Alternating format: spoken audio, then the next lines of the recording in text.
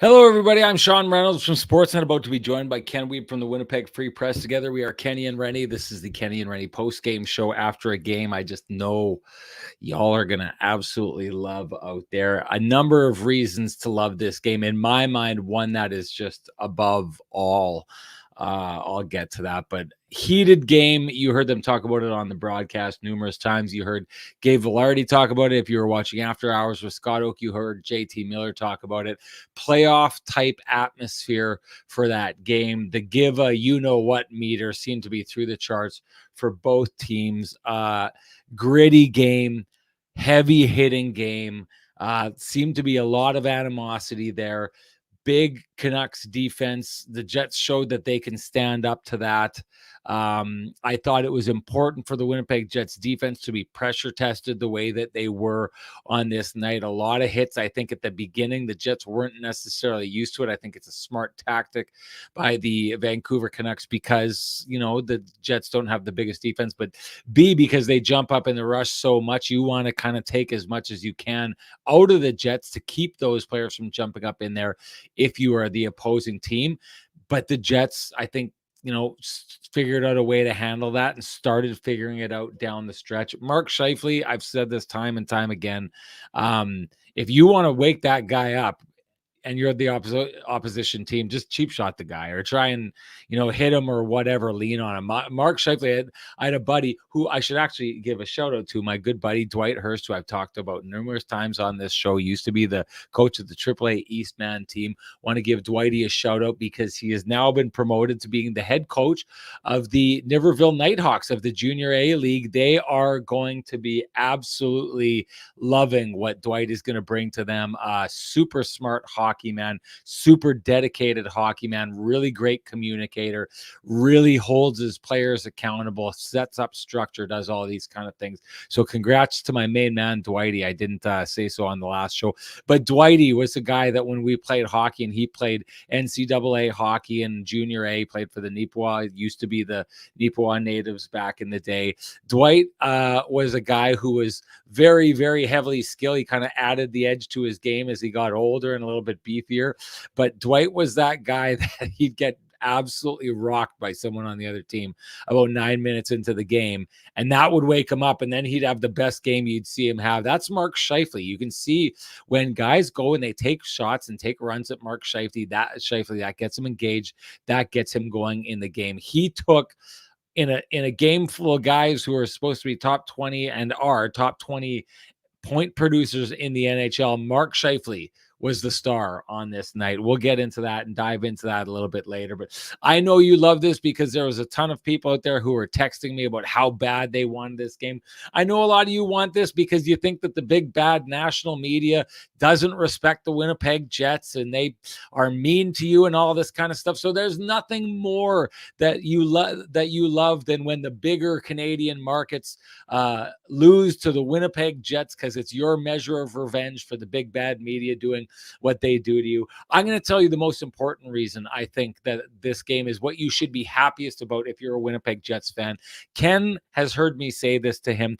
When you saw the Edmonton Oilers going down the stretch and they'd won 16 straight games and they went rolling into Vegas, a team that a lot of people, some people in the chat room on this podcast have looked at the Vegas Golden Knights and saw them slumping down there and saying, okay, the Vegas Golden Knights are done with. They're over with. A lot of other teams, had their little bit of slumps. I'm sure people were saying that about the New York Rangers. So people were saying that about the Edmonton Oilers at the beginning. What I told Ken I saw, because I watched that game, the Edmonton Oilers about to tie the record for the longest winning streak in NHL history. And what I saw from the Vegas Golden Knights in that game was the Vegas Golden Knights team that we saw last year. And I'd said to Ken at that time, anyone who thought that you could put the Vegas Golden Knights out of your mind and them not be a threat in the playoffs, forget that.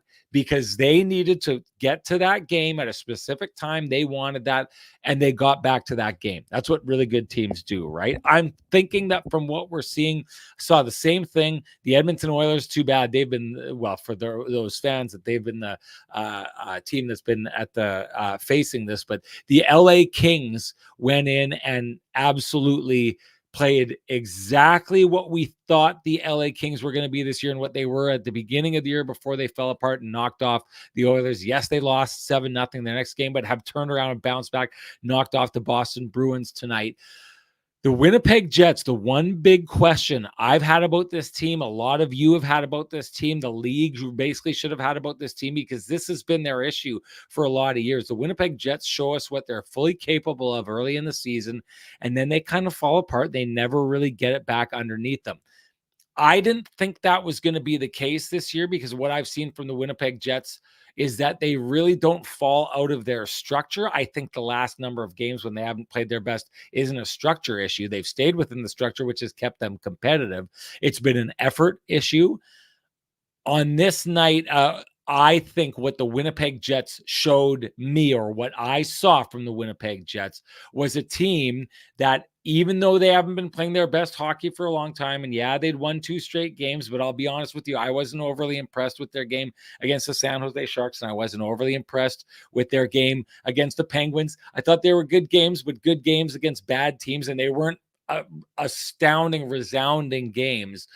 I think what we saw here tonight was the Winnipeg Jets realizing, okay, this is a game that matters. This is a really good team. This is a game we need to be ready for. And they came out and they were ready for it. Their best player, Mark Scheifele, was their best player. Their goaltender in the Demko versus Hellebuck battle, this is a big fat check mark in Connor Hellebuck's voting category for the Vezina Trophy, because to me, it's between Connor Hellebuck and Demko, and he was clearly the better goaltender tonight. I thought the Jets' structure played out really well. We can dig into a little bit here, but the 2 goals that the Jets are scored on, the first goal is Nito and Niederreiter getting lost in coverage and not getting the trailing man who walks in and scores. And the next goal is a bad turnover by Velarde, a terrible effort by Kyle Connor, and a little bit of a misplayed play by Neil Pionk. These are all correctable. These are all things that are either effort issues or wasn't quite using your brain properly issues that can be fixed. But what to me wins the day for the Jets in this game is that their structure was there. They kept that structure going. Can they get sharper? Yes. Can their effort be increased? Yes. Those are all fixable. But the Jets structure, and we'll dive into this later because I got to get Ken in here. I've already been doing this for 8 minutes.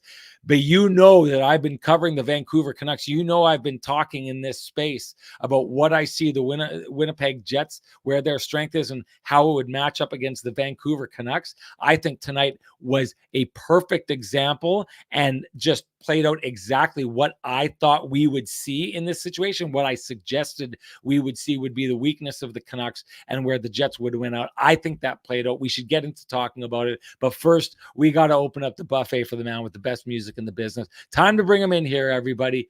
Here comes Kenny.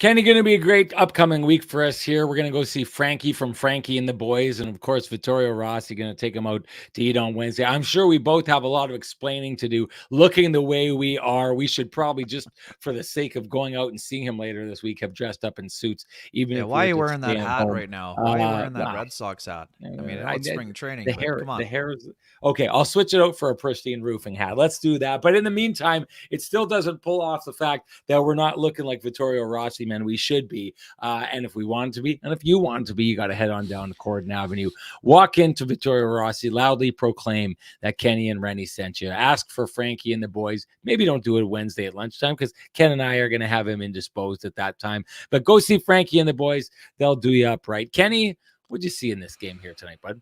Well, impressive effort. We've been waiting and wondering what it was going to be like when these two Western Conference heavyweights went head to head for the first time in 3 matchups over the last 30 plus games here, including game 82, which could be significant for both teams. But what we saw is what the Jets needed to see. They needed this game more than the Canucks did. The Canucks have built themselves a nice little cushion, and the Jets came out on top and did all the things that they needed to do in the game. I thought that, you touched on a lot of the things in the opening, but Connor Hellebuck was absolutely fantastic. You did touch on that also, but I think this is honestly one of Connor Hellebuck's best efforts in the entire season. The Canucks did a good job of getting traffic, tipped a lot of pucks. They were in his face all night, but what you saw was Connor Hellebuck in absolutely vintage peak Connor Hellebuck form, battling around screens, fighting through traffic, squared up on shots, and just made life very miserable on the opposition. On a night where, we talked a lot about, 17 saves. He wasn't a star even though he got a shutout. Well, tonight he had 35 saves, and I thought he was absolutely fantastic. Made a ton of those difficult saves look routine. And yeah, as you mentioned, I mean, Connor Hellebuck was already the front runner, but this was a clear check mark in his category. No offense to Thatcher Demko. I didn't think he played poorly by any stretch, but Connor Hellebuck was easily the best goalie on the ice tonight. I'll tell you this. I don't think Connor Hellebuck, even on a bad night, would let in the first goal that Thatcher Demko let in. Anyway. Yeah, I mean, it was kind of a bank job. It wasn't, and again, Velarde said it after the game, Sean. He was trying to roof it, and it was kind of an accident where he shot it off of him. Regardless, the blocker and his big that hole's not there on Connor Hellebuck. Big and boring Hellebuck does not provide that hole for the puck to go into. No, for sure. I'm just saying that. I mean, Velarde himself said it was a lucky goal.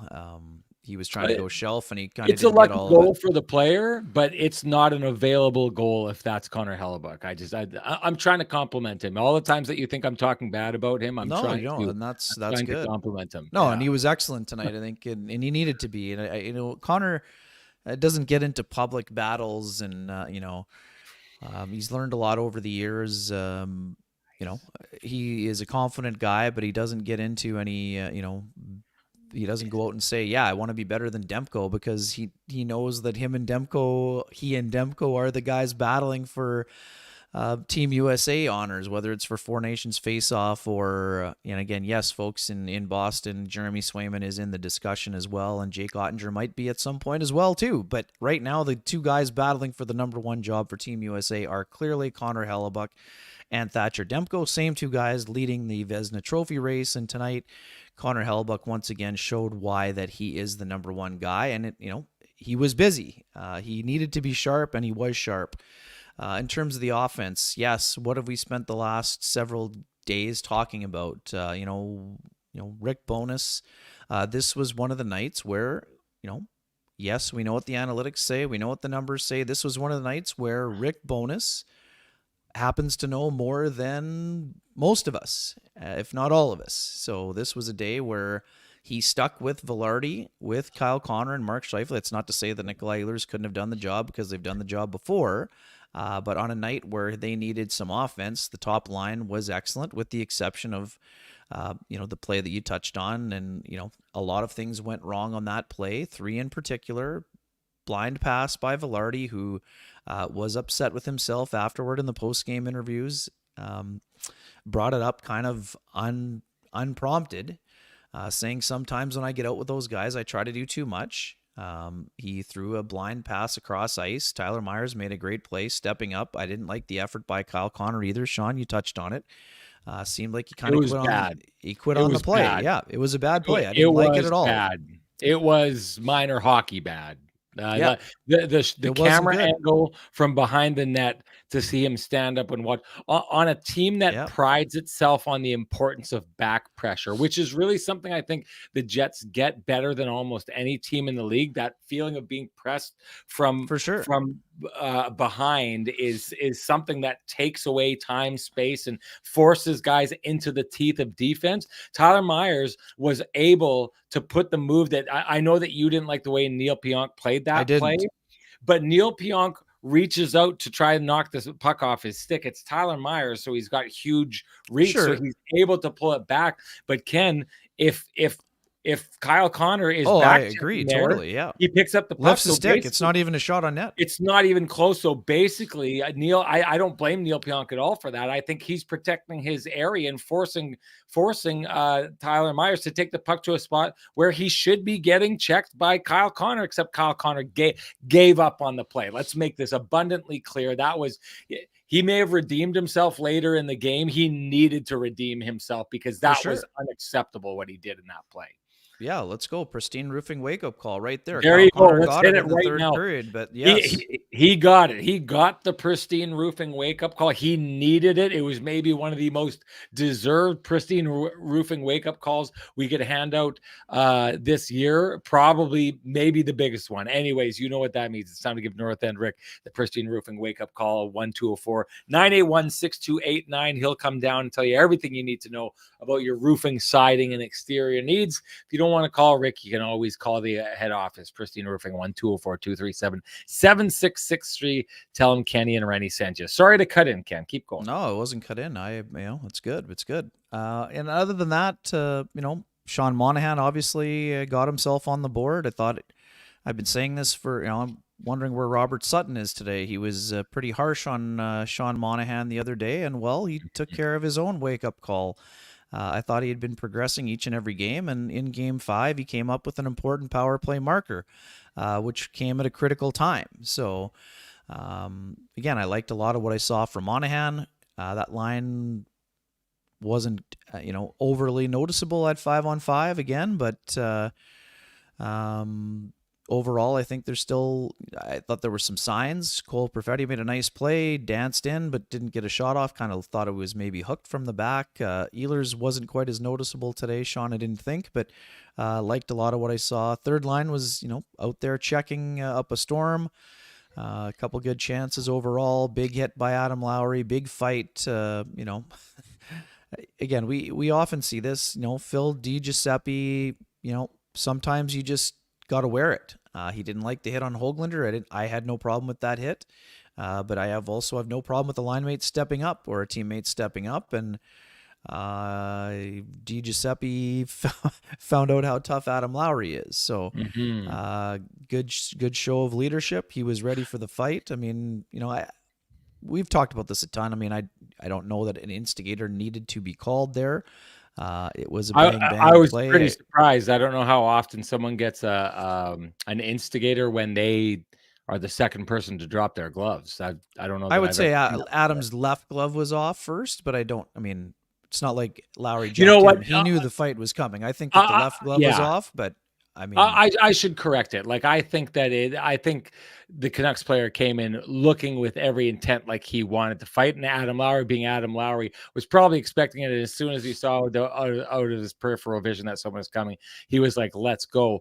But it's slow motion again. I don't want to criticize the refs because he doesn't have the benefit of slow motion. But in that situation, there is a chance that the Canucks player has just run over to grab him and get in his face and maybe give him an earful, right? That fight happens because the first one to draw their guns is Adam Lowry. So it's a strange situation there. But like people are talking about the Scheifele headshot, like people are talking about the embellishment, all that kind of stuff. There's a million different things in that game where you could criticize this or criticize that.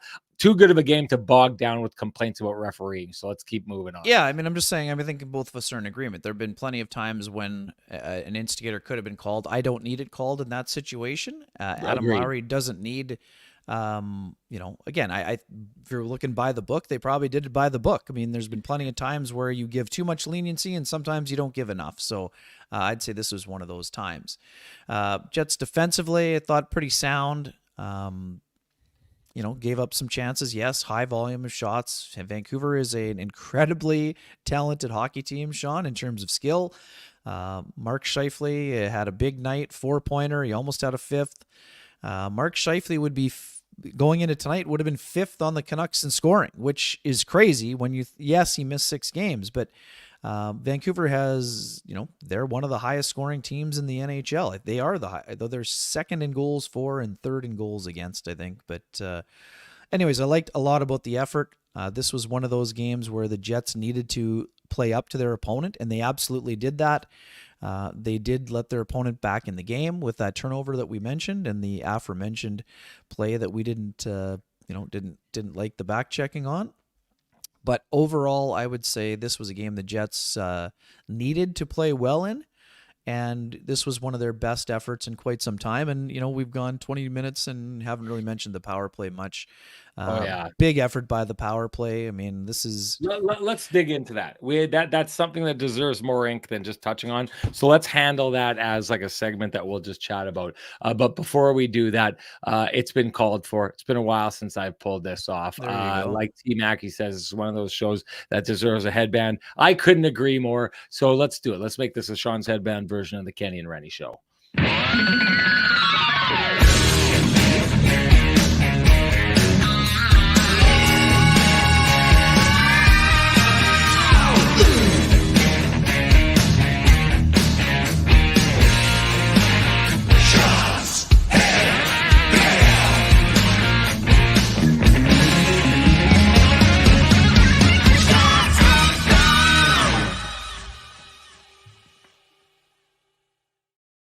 Ken, before we do move on, I just want to say this. Julie Sue brought this up, and she says, off topic, but I'm really feeling it for Wheels.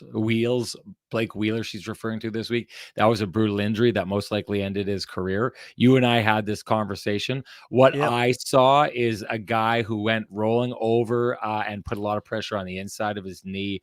I think he snapped his MCL. I don't know this is certain.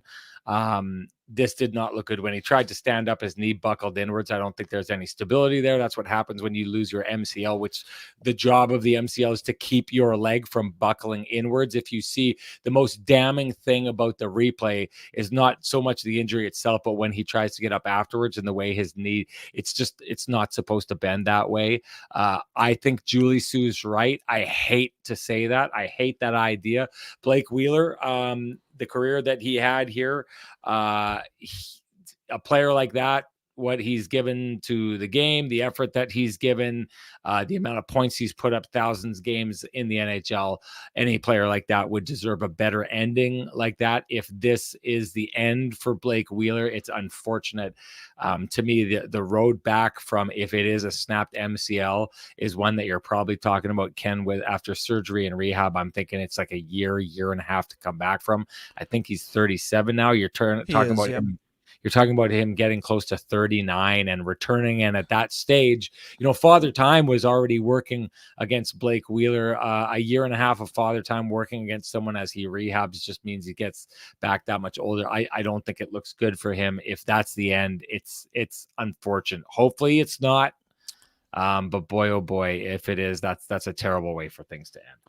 Yeah, we talked earlier this week. I'd watched the game. The Rangers were on TV. I think the game, I think it was Tuesday night or whatever it was, and I actually thought Blake was moving really well. Was playing up on the top line with Mika Zibanejad and Chris Kreider, and I mean, you just heard it. Whether it was Jacob Trouba or Chris Kreider, Blake made a pretty quick impact on that Ranger team, and a lot of guys were devastated with what had happened to Blake. Obviously, that's a tough way to end this season. I mean, they're not ruling out a playoff appearance if they go on a long run, but I mean, I think that was kind of wishful thinking at this point. But Blake's got an incredibly high pain threshold, and we're wishing him all the best in his recovery, whatever that means, whether that's for another game in the NHL or if that's for life after hockey. That'll be determined down the road. But yeah, a tough moment for a guy who's given a lot to the game, no doubt.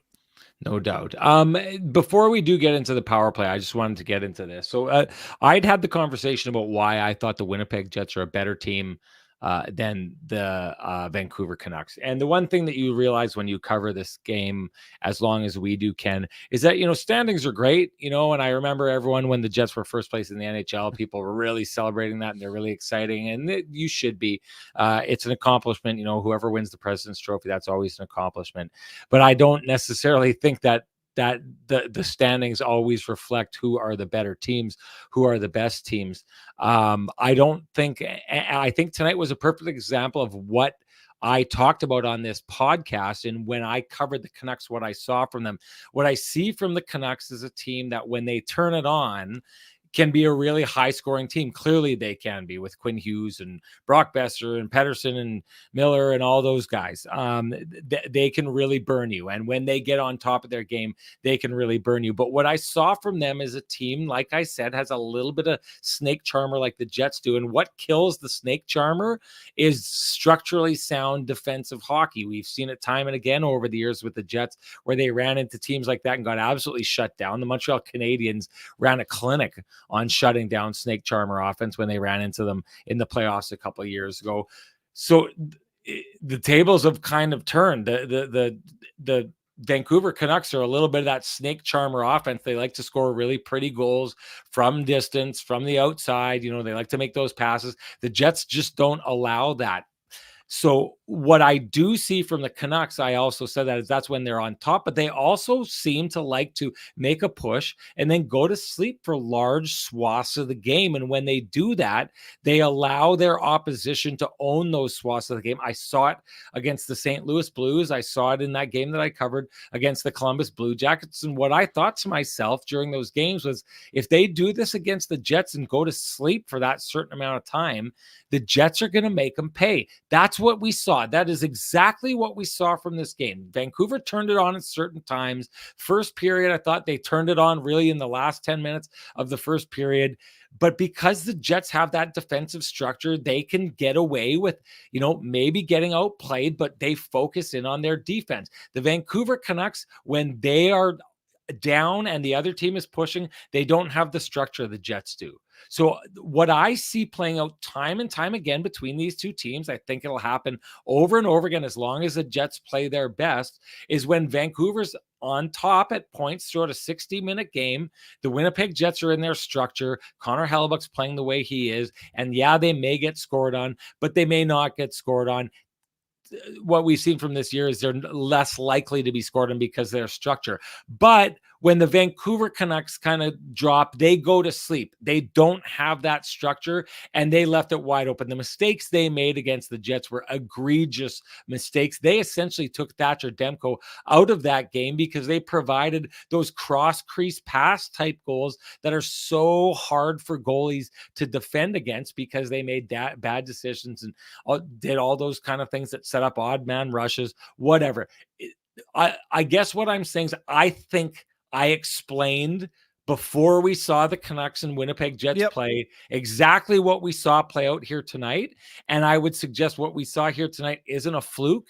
This is what you should expect games between the Winnipeg Jets and Vancouver Canucks to look like. I don't look at the Vancouver Canucks to be the kind of team that can beat the Winnipeg Jets in a 7-game series in the playoffs if the Jets are on top of their game and playing like this, because I don't think that the two games mesh in a way that the Vancouver Canucks can come out on top. Too many times they go to sleep. When they go to sleep, they fall out of structure. They don't have as solid a structure, and they'll pay more often than the Jets will when they aren't at the top of their game because the Jets stay in their structure. And once again, I just say it like this: Rick Bonus's system is the true star of this team, and the Jets have, in my mind, a superior system to the one that we see from the Vancouver Canucks.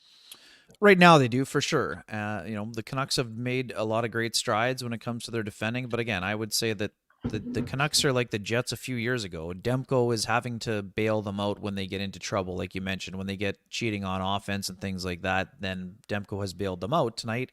The Jets just finally, broke out offensively. Combination of special teams and taking advantage of defensemen stepping up and, a couple good plays being made at 5-on-5. I loved Gabriel Velarde's game, Sean. We've talked about this a lot. Gabriel needed to get his feet going, and I thought he was moving all game long. I thought he took some big strides in the game against the San Jose Sharks, and he took more strides today. And, I love the passion that he plays with. He's a little bit of a soft-spoken or a quieter guy, but he is a guy who plays with a lot of passion in his head. He was playing the Macarena today, definitely on those 2 times. Great sellies out there. And I just, I liked what he brought to that line. And you mentioned it. I mean, I didn't love Kyle Connor's first period or two, but he had a really strong third.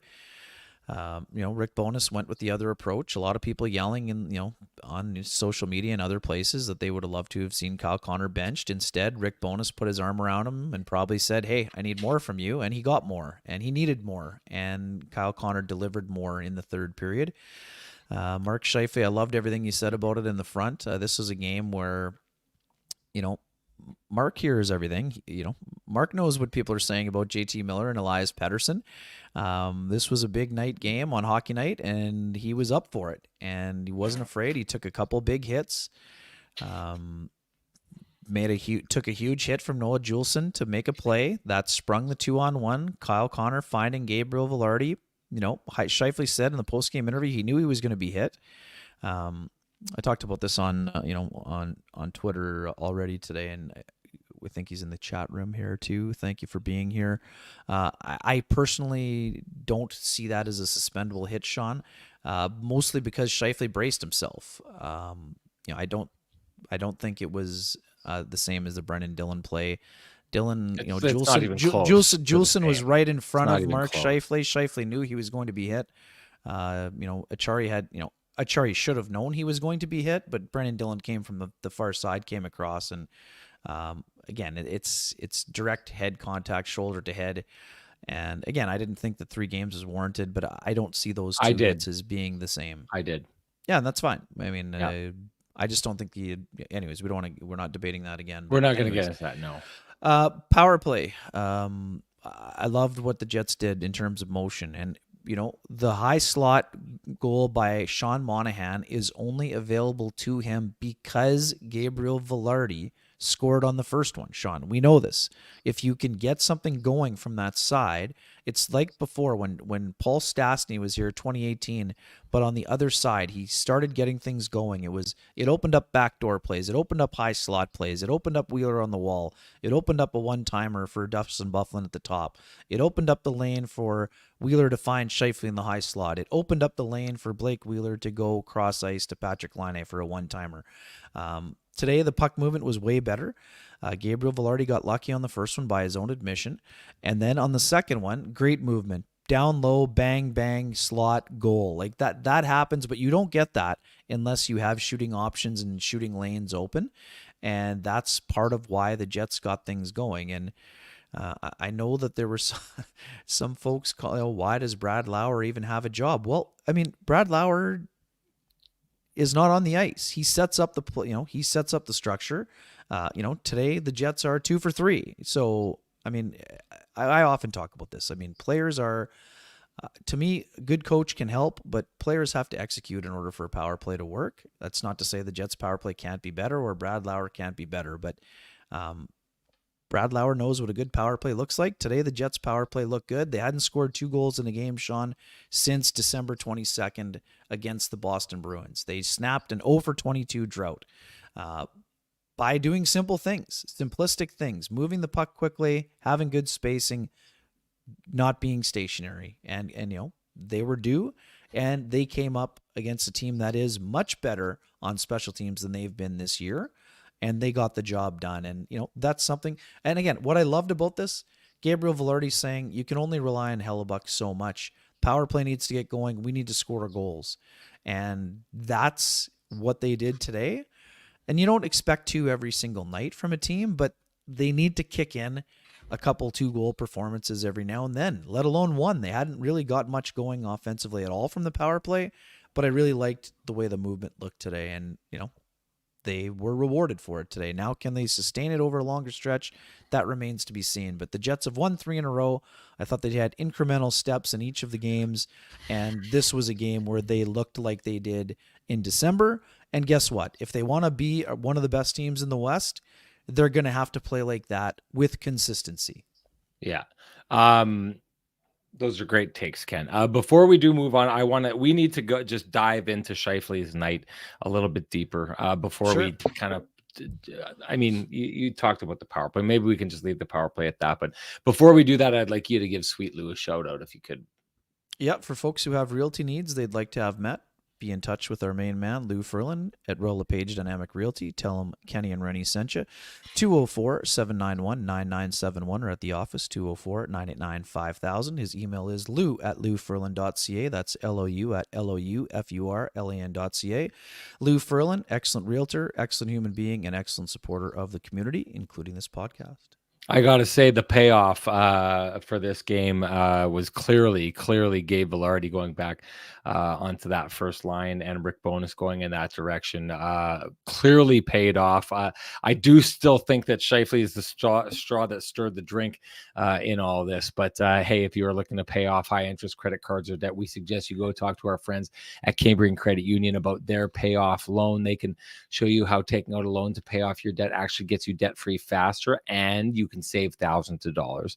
Go to cambrian.nb.ca to book an appointment online. I love this comment by Dale Sawchuk, who says here, if I can just find it quickly, he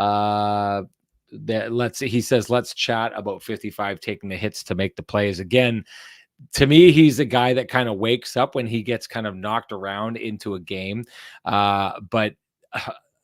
Okay, Ken, I'm going to say it like this. Sure. I've always kind of struggled with Elias Pettersson and how everyone talks about what a great player he is. And there's one reason why. I've seen this guy play live so many times against the Winnipeg Jets, and I have never seen the version of Elias Pettersson that everyone talks about all the time. I'm not saying that he doesn't exist, but I've said this time and again. I don't know if you and I have had this conversation, but I've said this to people before.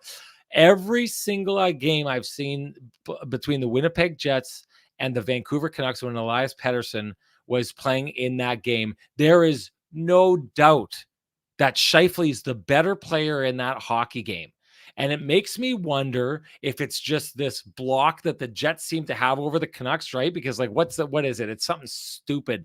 How many games, like the record between the Winnipeg Jets and the Vancouver Canucks over the last 8 years 10, or something 1-1 in Vancouver. There you go. 10-1-1 in Vancouver. That's insane, right? But I'll tell you this, like Scheifele, and we'll get to this. I just want to say something about Quinn Hughes, the way he walks the line. They talked about that. The panel said they thought he's the best player in the game right now with that. I agree with that. And yet the Winnipeg Jets are one of the best teams at shutting down shooting lanes, and he couldn't find shooting lanes tonight. Yep. They neutered Quinn Hughes on this night. And Brock Besser, who's jumped out and started to look like there was one time earlier in their careers that Brock Besser and Kyle Connor looked like they were essentially going to be the same player, maybe even Brock Besser ahead of him. He fell off, but looked like he's rediscovered that. The Jets made him look fairly ineffectual tonight. JT Miller looked, he likes to mix it up, and clearly he pops Scheifele there on that play that people are calling a cheap play. I agree. I thought it was a cheap play. I think it's a headshot. I'm never going to be on the side of concussions and purposeful targeting the head. But Elias Pettersson on this night looked pedestrian to me. And I just use that to say, however the Winnipeg Jets handled them tonight, that's one thing. But the other part of that is Mark Scheifele comes into a game like this and looks on the other side and sees a whole bunch of guys in the top 25. I think they've got 4 guys total I think it's the top 25 in NHL scoring. And Mark Scheifele goes out there and says, cute, let's see who the best hockey player is. And he was clearly the best hockey player. I don't know that Elias Pettersson can reach the level that Mark Scheifele can at his highest level.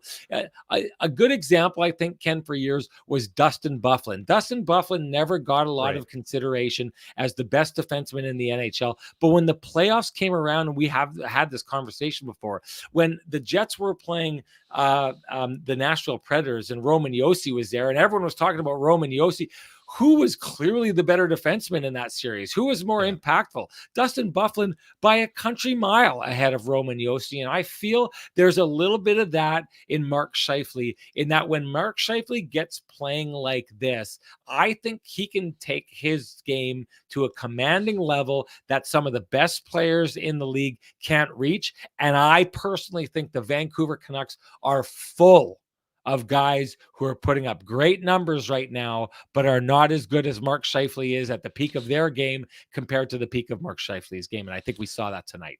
Yeah, Mark was awesome. That was one of his best, he's had a great year overall, but I think that was one of his best efforts. And you could tell there was a little extra jump in his step, all kinds of things doing out there. Again, making, taking hits to make plays is one of the things that happens. I liked him looking for a shot a little bit more. Great finish, played with passion. One thing though, I for the life of me, I don't know how that was called embellishment. And again, we see it in we see a replay. I didn't really notice the JT Miller play in real time. But man, how do you call that embellishment? And Sean, do you think it's related to, the other day Mark kind of made a crack in the media saying that's the first time a ref complimented me, and I don't All right, know. You're not gonna buy it, No, I mean, I'm not gonna reveal my sources. I'm just gonna tell you this. I have it on extremely good authority oh, we know that that Mark is we on the know refs this, all the and we time. know from hey, it's not just him on the refs. It's how he handled the Jake Evans thing. It's everything. I think Mark Scheifele has a terrible reputation with NFL officials and NFL players, or sorry, not NFL, NHL officials and NHL player safety. And I think to a degree, he's his own worst enemy in that regard. And I think that these are the kind of things we see there. I do think I think what they thought they saw was his head snaps back really hard. And I think, I think that it was I think it was, I don't think he was selling it. I think He he wasn't. actually He got wasn't expecting to be hit. popped that hard. But if you are in that building and you're seeing from far away the way that he throws his head, it's almost hard for JT Miller to generate that kind of force to make his head pop like that. Agreed. But he did. He did. I don't think he's selling it, but all I'm saying is this. I think the refs got it wrong, but I think that the refs looked at it and thought, wow, it kind of looks like a sell job. And if you're Mark Scheifele, you've put yourself in a situation where if there's hey, the tie doesn't go to the runner in Mark Scheifele's case. He's created a scenario by which the comments that he's made in the media in the past and the way that he conducts himself on the ice have put him in a situation where if there's a tie, or if there's any shadow of a doubt, it's not going to go in his direction. And he's got no one to blame for but himself. I honestly think the Jets organization, the way that Kevin Cheveldayoff handled that Jake Evans thing back in those days, the way that they went after the player safety and all those things rather than just taking their medicine, I think entirely has put them in a situation where they should expect this to happen. It's the wrong call. I understand why he's getting it though, and I understand why time and time again he's not going to get it, and I understand why you as a Jets fan aren't going to like that, and you're going to say it's BS, and you're going to get really mad about it. This is just the way things go. If you're the guy who goes out and is constantly jawing at the refs and creating animosity between you and other people who feel animosity towards you are not going to be giving you the calls. Sure, but if you're the referee supervisor, or if you're the ref and you go into the room in between periods and you see that happens, don't there have to be, doesn't he get a bad grade on his paper, like the ref who made that call for embellishment when it clearly was not embellishment? I'm telling you, right up to the league level. I don't think Mark Scheifele's got a good reputation. Oh, I know, that's fine. This is what I'm telling you. When you are irritating new, I'm just saying that you know this. So that's when fine, you are irritating people, right? When you have homogeneously irritated the league, you don't have a lot of friends who. So you're going to get an understanding ref chief or whatever who's going to come in and be like, I think you got that wrong, but I understand why you got it wrong. And this whole thing, a big hitter here who says refs treat players differently, but we blame the player, bad take. I'm trying to explain to you what we know in conversations we've had behind the scenes here. If you want to go in that direction, go in that direction. Or maybe you could open up your ears and understand that Ken and I are saying things not out loud, but we're hearing things behind the scene. We're trying to explain to you the situation that happens here. So maybe perk your ears up.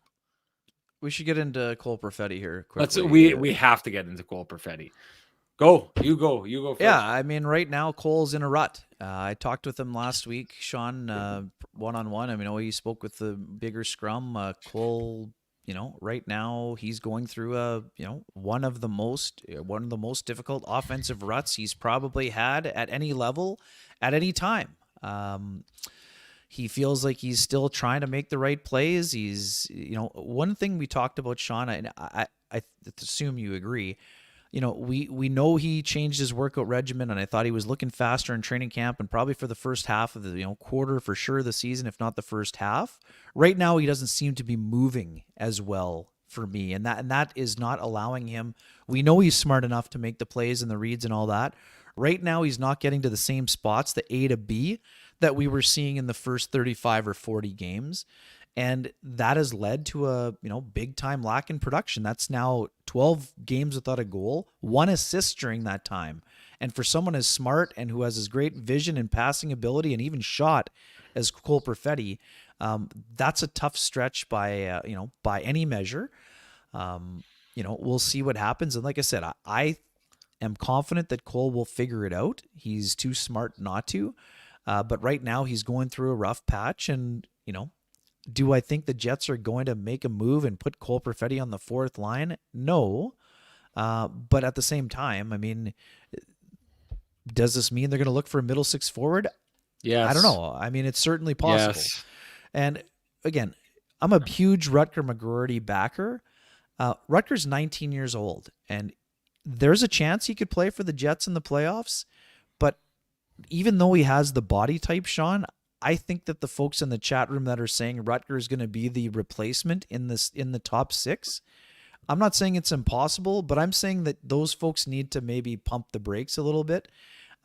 It's very difficult for someone to come out of college hockey, even someone who is as bright a prospect as Rutger McGroarty. I could see him getting in. Maybe he could play on the fourth line at some point, maybe get some bump up shifts. But I personally think that Rutger can join the team. Whether he's in the lineup on an every night basis, that I'm not sure about yet, but I certainly am not certain that the Jets are going to be leaning on Rutger McGroarty to play a top 6 role in the Stanley Cup playoffs if their plan is to win 4 rounds.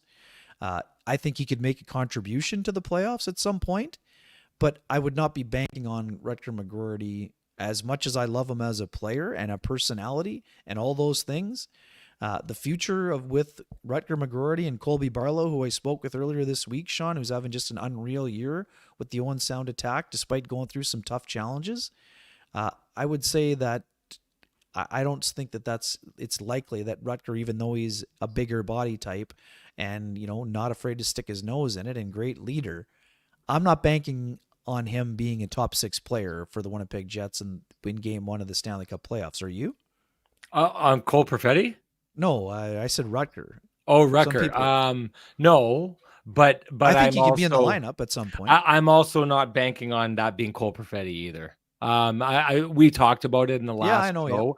Yeah. To me, the idea that Rick Bowness is saying that he basically can't use or utilize lines in certain ways that he knows would work because he can't put Cole Perfetti in a spot means that you've got someone you've got a gear in the top 6 that is grinding the machine to a halt. Now, it worked out here tonight the way that they did this, but to me, that's a problem. You can't go in.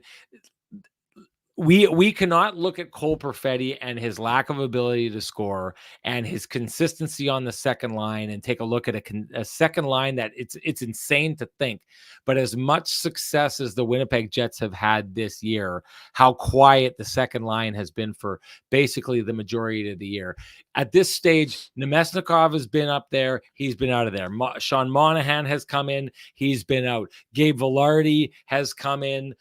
Nick Ehlers has been there. There has been plenty of resources that a lot of other players, Cole Perfetti's age or ability level or, whatever prospects would have dreamed to have had the opportunity to play with, and nothing is hitting. And the most consistent part of the second line is Cole Perfetti. And if the second line is consistently not hitting, then you would be crazy not to look at that situation. And to me, just whether you want to say, okay, well, maybe you need to add this, maybe you need to find the right combination. This is another one of those scenarios where I thought, like I said, with Rasmus Kapari, who's my take on him at the beginning of the year, is looking absolutely like gold bullion at this stage. He's not even in the lineup anymore. At some point, you can't just be talking about his potential and how fast he is and how he pushes the pace and all this kind of stuff, and have the chat room sit here and say, he'll be fine, he'll wake up. Well, he never woke up. He had one assist for the entire season, and now he's not in the Jets lineup right now, nor should he be in the Jets lineup right now. At some point, you have to earn your way into it. It's this same thing with Cole Perfetti, where at some point, if the second line doesn't go, and Nemesnikov has been up and he's out, and Monahan's been in and he's been out, and all these different players have been on that line, at some point you have to look and say, well, what are we going to need to do to make the second line work? And why have we not tried subbing someone else in instead of Cole Perfetti at this stage? Well, I'll tell you why they haven't, is because they can't move him from wing to wing, which is stopping what they're doing in the top. But you can't put him on the third line because he would rob the third line of its effectiveness, because he can't play the style that would be required to play beside Mason Appleton and Adam Lowry. And he would do the same thing to the fourth line as well. He's either on your second line or it doesn't work. And that's why he stayed on the second line the whole time. But if the second line never gets going, at some point, if you're Kevin Cheveldayoff, you have to ask the question, do I think we have a real shot at it this year? And if we do, again, the question is, where are we vulnerable? And if they need goals like we saw from them over this last stretch, that seems to be the most concerning thing about this Winnipeg Jets team, that at times their offense can go dry. And if it doesn't wake up, you need as many potential sparks on that team as you can get. And you need your second line to every once in a while be the line that carries you. They haven't been able to do that, so you got to find a second line that works. To me, if Cole Perfetti is stopping you from moving around your top six because he doesn't fit anywhere but one place, you have to consider the idea of trying to bring someone in, even if it means maybe moving Cole Perfetti for the piece that you bring in to try and make that second line work. Yeah, I mean, he's definitely in a funk and he needs to play better. But Sean, even as tough as this stretch has been, he's third on the Jets in goals so far this year. As a basically a first year pro, you want to call him a second year NHLer? Sure. He played his 52nd game tonight, I think. So just over 100 games. So I would say that they're going to give him a longer leash. But we'll see how it goes. I mean, he definitely has another level that he needs to reach, and he's not playing at that level right now. And Sean, I would say the most concerning thing today had nothing to do with his lack of scoring. He absolutely opened himself up to get rocked by Nikita Zadorov, who was a guy who took a run at him last year when he was in Calgary. I thought it was late, but that's one of those things where the one thing Cole's done a great job at this year was not putting himself in vulnerable positions. Today, he was on the right side along the boards, and he absolutely got drilled late. Again, if you're Cole, you're not expecting to be hit late, but he still kind of left himself open to be hit. So just another step in the process of learning. Well, I mean, I would say it like this. Rick Bowness has been talking about it. I think we've seen it. The level of hockey increases at this time of year. Sure. It gets harder to play.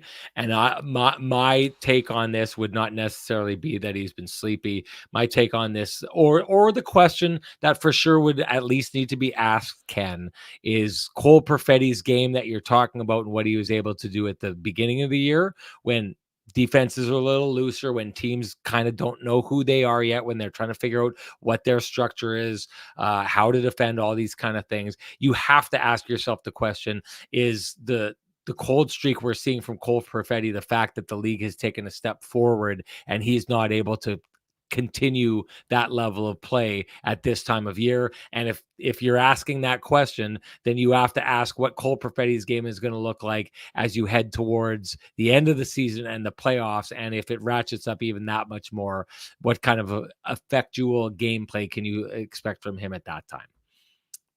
Yeah, I mean, we're going to see. There's a month before the deadline, and Cole doesn't figure it out by then the Jets probably are going to have no choice. But we'll see what happens from here on in. Okay, let's get towards the end here. What's your Johnston Group got you covered play of the game? I think it has to be Lowry having himself covered in this situation. Um, Honorable mention, I think, we're 54 minutes in, Sean. I thought that Brendan Dillon was great in the game today. Physical presence. They missed him during that 3-game stretch. I don't think there's any doubt about it.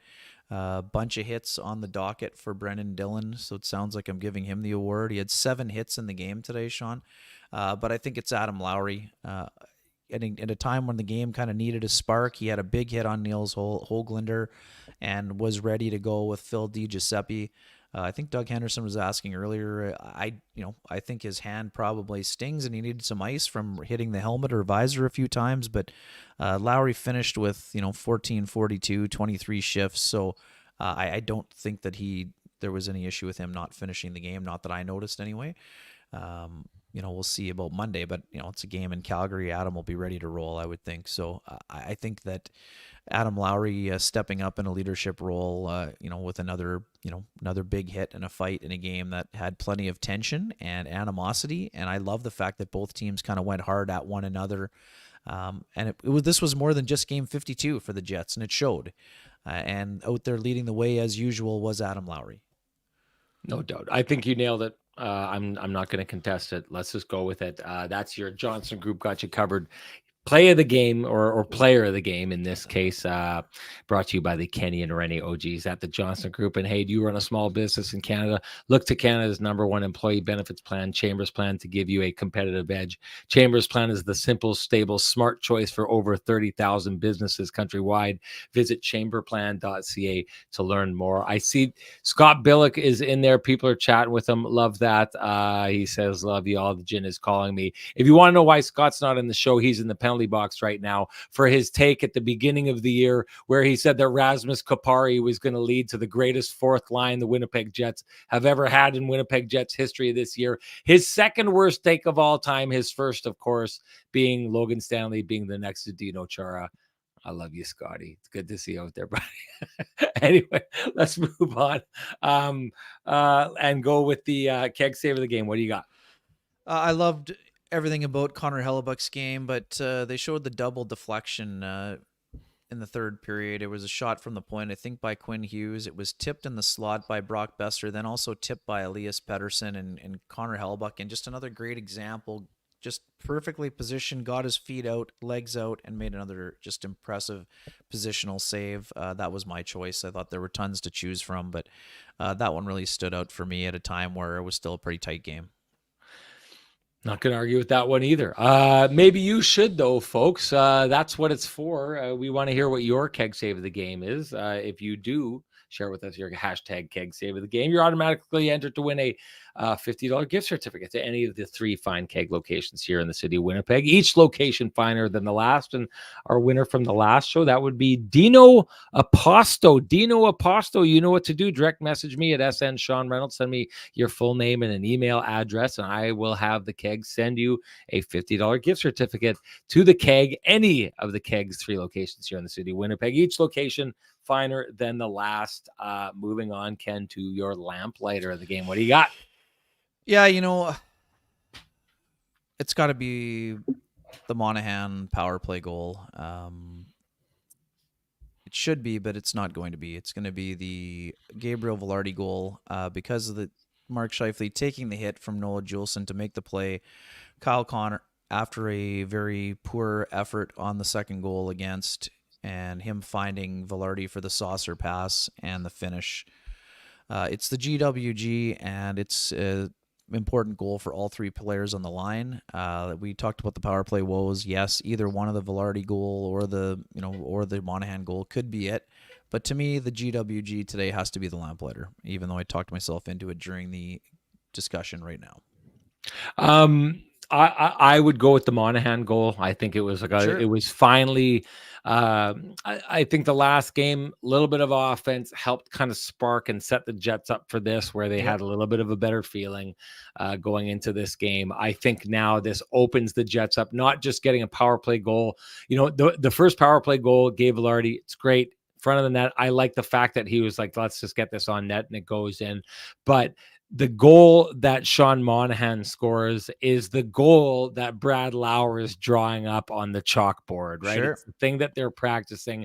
It's one of the set plays that they're trying to execute. And I think now that they pull that off, you get a little bit more faith in your ability to execute those kind of plays, open up those kind of plays, and never mind the idea that you get Sean Monahan his first goal as a Winnipeg Jet. He's a guy you want to get going to maybe fix that second line and maybe get Perfetti going again, and maybe make it so that the questions that we're bringing up about this and the effectiveness of the second line, maybe they become a moot point if Monahan now wakes up. So I think it's an important goal, no doubts. For me, that's my lamplighter of the game.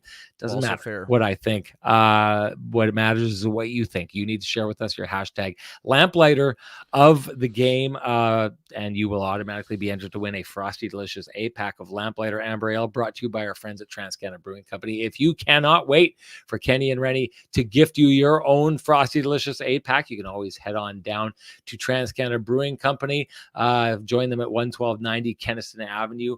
You can go there in their tap room. Great pizza, great food, tons of great different beers and drinks. That's where we are going to be hosting the Kenny and Renny. The next Kenny and Renny show you see will be a live Kenny and Renny show. And I just want to, before I get into this, Ken, I want to announce the winner of the lamplighter from the last show is Alex99. Alex99, you know what to do. Direct message me at SN Sean Reynolds. Send me your full name, and I will send you a voucher for a Frosty Delicious 8-pack of Lamplighter Amber Ale, brought to you by our friends at TransCanada Brewing Company. It's the absolute nectar of the gods. Congratulations. Back to the event. Next show, February 19th, afternoon game, 3:00. So we're going to be a Kenny and Renny live event. We are both going to be there. Listen, I wanted to say this. We asked all of you if you could give us a hand, come on out, enjoy the show, do this stuff. We've a lot of people have been to the event room that we've had these events in at TCB. We asked you, we gave a call out to come and see us. You want to know what happened? Well, you guys absolutely rocked it. Congratulations. You sold out the small room. There's too many people in it. So now we're basically in the situation we need to move the event to the big room. So there's a little more room than we thought was going to happen here. There's usually a pretty solid last minute push. I'm going to say your this. tickets. When you transition from the small room to the big room, you want to try and make sure that you fill the big room so it doesn't feel a little bit empty. There's that like uncomfortable spot. So if you were sitting on the fence, if you were thinking of coming last minute, we've opened it up so that we didn't close this out in times past. We've closed off ticket sales because we closed out the small room. Well, we burst through the small room. The doors couldn't hold all you Kenny and Renny folks who want to come to this game. It's burst open. So if you were on the fence, we'd love to see you come down there. We'd love to add maybe another 20, 30 people to the room if we can do that. Because it's a restaurant takeover. The Kenny and Renny folks took the restaurant over. So if we're going to do it, we might as well do it in style. So you can go get your tickets at Eventbrite. Just search Eventbrite, Kenny and Renny, February 19th. Let's really push those last minute ticket sales. It's going to be an afternoon game. It's going to be a blast. We're going to hang out. We're going to have a great time. Hey, if you don't have a good feeling about the Jets after this game, I don't know what's going on. You need to check your pulse and make sure that something's not seriously wrong. Come on out, join us. It's going to be a great time. It's going to be a good one. So come on out and see us there. That's it for us, Ken. Before we go, as I always do, I want to say if you appreciate the conversations happening in this space, please appreciate the contributions by our sponsors who fight to keep the conversation going in this space for us. That's Vittorio Rossi, Cambrian Credit Union, Pristine Roofing, and their wake-up call, Sweet Lou Furlan, the Kenny and Renny OGs in the Johnston Group, of course, the Keg, and of course, TransCanada Brewing Company, where we would love to see as many of you as we can on Monday for that really great Kenny and Renny live show. Thank you so much. It does mean a lot to us when we take you, when our sponsors are looking for a fun event and we just keep providing it over and over again because you are all the fun that makes it happen. Just love the fact that you sold out that room and keep on pushing. Let's keep pushing, everybody. You rocked it here tonight, as did Ken. Thank you so much to all of you. We will see a whole bunch of you at the restaurant at TCB on Monday. The rest of you, will see you right here in this space. Appreciate your support, everybody. Enjoy the rest of your weekend and enjoy your long weekend. See y'all.